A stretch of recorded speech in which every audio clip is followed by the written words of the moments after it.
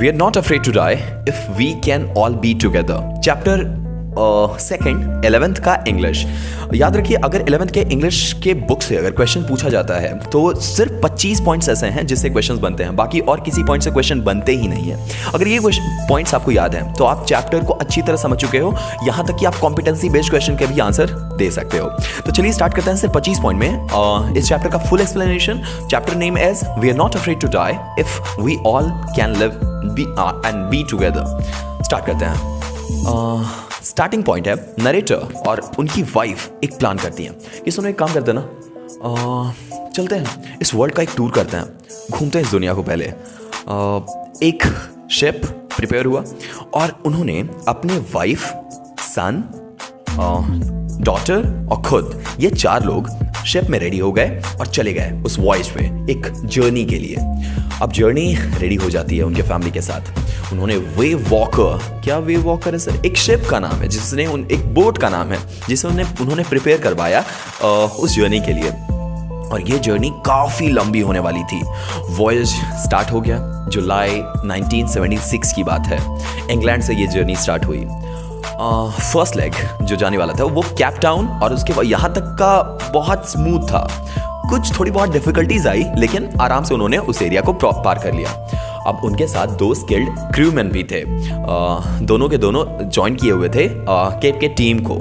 अब जर्नी और आगे बढ़ती है। 2 जनवरी की बात है, उनका जो बोट है एक मैसिव वेव में फंस गया। जो इंडियन ओशियन है ना एरिया, वहां पे जाके फंसा।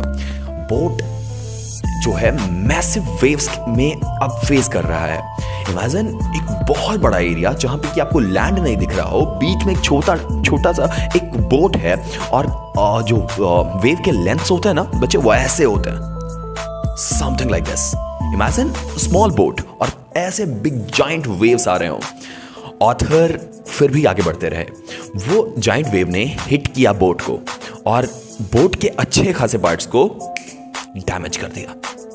इतना डैमेज किया कि खुद ऑथर जो नरेटर है हमारे, वो खुद इंजरी से फेस करने लगे। अब नरेटर का जो रिब है वो क्रैक हो चुका था, उनके माउथ फुल ऑफ ब्लड थे। इमेजिन द सिनेरियो जहां आपकी फैमिली आपके साथ है और ऐसा लग रहा है that any time you can see the face of death. Narrator उस सिचुएशन में थे। जो मैरी हैं उनकी वाइफ, वो कैबिन में भेजी गई और लोगों ने, जो नरेटर हैं और सब लोगों ने काम किया उनको, इट्स ओके। जो बोट का स्टार बोर्ड है वो साइड में टूट चुका था और वाटर साइड से अब बोट में आ रहा था पानी। आपको अच्छी तरह से पता है, अगर बोट में लगातार इस तरह से पानी भरता रहा बोट डूब जाएगा। क्रू ने पंप किया बोट से पानी को बाहर। नरेटर ने प्रिपेयरिंग स्टार्ट की बोट की। अब जो उनकी बेटी हैं, उनके सिर पे एक बड़ी चोट आ गई, लेकिन पता है उस छोटी ने अपने पापा को बताया भी नहीं कि मेरी कोई इंजरी हुई है।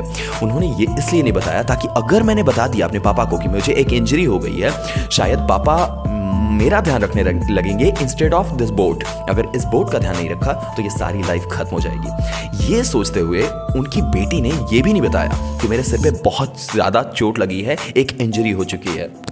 Look at the connection of this family. अब जो सबने बोला, लेकिन यहीं पे उनका सन एक सेंटेंस बोलता है, papa are we going to die? और यहाँ पे नरेटर हिल गए। उनका खुद का बेटा पूछ रहा है, पापा हम मर जाएंगे? एक अजीब सा चिल डाउन हुआ उनके हार्ट पे, उनके पूरी बॉडी पे। ये मतलब मेरे सामने मेरा बच्चा बोल रहा है कि पापा आप मुझे नहीं बचा पाओगे, ऐसा सेंटेंस है ये ऑलमोस्ट। लेकिन उसके बाद उनका बेटा जो बोलता है, जिससे इनको इतना मोटिवेशन आता है कि वो सब जिंदा लौट आते हैं। सेंटेंस था, पापा मैं मरने से नहीं डरता अगर हम सब साथ हैं। यही है चैप्टर का नाम, we are not afraid to die if we can all be together. अगर हम सब साथ हैं ना पापा, तो मुझे मौत से डर नहीं लगता। इस सेंटेंस ने ऑथर को गूज़बम्प दिया कि एक छोटा लड़का जो इतना मोटिवेटेड है, मैं डर रहा हूं। अब फैमिली और क्रू ने टायर्डलेसली काम किया, बोट को सही तरीके से वर्क कराने में उन्होंने मैनेज किया सारी चीज़ों को। अब उस स्टॉर्म को भी उन्होंने सर्वाइव किया, लेकिन उनका कंडीशन बहुत क्रिटिकल था, सबको गहरी चोट लगी थी। इमेजिन एक बड़ा वेव और बोट इस तरह से वेव के ऊपर है। अब suddenly it's obvious that gravity will pull you down. तो बहुत जगहों पे वो सडनली इधर गिर जाते थे, जिससे सब के सब बहुत इंजर्ड हो चुके थे। नरेटर ने यूज़ किया चार्ट्स को, जिससे कि पानी अंदर ना आए।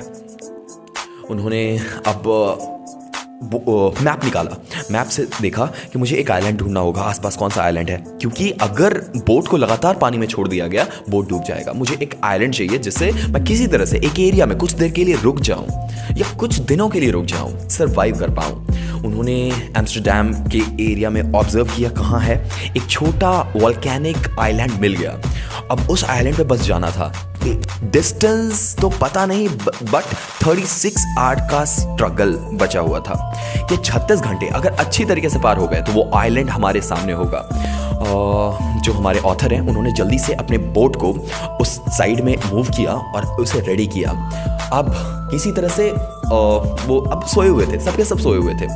उनका सन पापा को उठाता है, बोलता है डैड वेक अप। वो उठते हैं, क्या हुआ dad, you are the best father dad. उन्होंने बोला मैं बेस्ट फादर क्यों, क्या हो गया सडनली, इमोशनल हो रहे हो। उन्होंने कहा पापा वो देखो।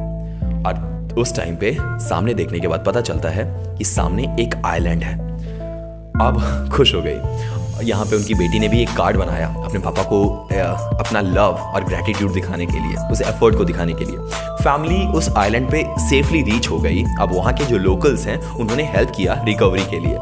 चिल्ड्रन ने कितना रिमार्केबल रेजिलियंस दिखाया, एक ब्रेवरी दिखाई कि किसी तरह से मेरे पेरेंट्स, मेरे पापा, मेरे मम्मा बच जाएं। उन्होंने मोटिवेट किया, डराया नहीं बल्कि मोटिवेट किया।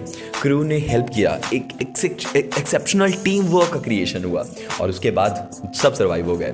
ये इंसिडेंट हाईलाइट करता है कि अगर फैमिली में करेज, डिटर्मिनेशन और यूनिटी हो तो उसे कोई नहीं तोड़ सकता, मौत भी उसे टच करके वापस चली जाएगी। इस तरह से ये पूरा चैप्टर फिनिश हो गया। That's it, यही 25 पॉइंट थे, इससे आगे ये चैप्टर कुछ भी नहीं। जितने भी क्वेश्चंस पूछे जाते हैं सिर्फ इन्हीं पार्ट से पूछे जाते हैं। आई विश ये चैप्टर बहुत अच्छी तरह से समझ में आ गया होगा। अगर कोई एक्स्ट्रा क्वेश्चन है इस चैप्टर से रिलेटेड या कोई मिस्टेक मैंने किया हो तो आप इसे कमेंट कर सकते हो, मैं इसका रेक्टिफिकेशन उसमें दे दूंगा। कोई एक्स्ट्रा चैप्टर हो which you want me to explain on this channel तो आप कमेंट करो, मैं उस पर वीडियो बना दूंगा।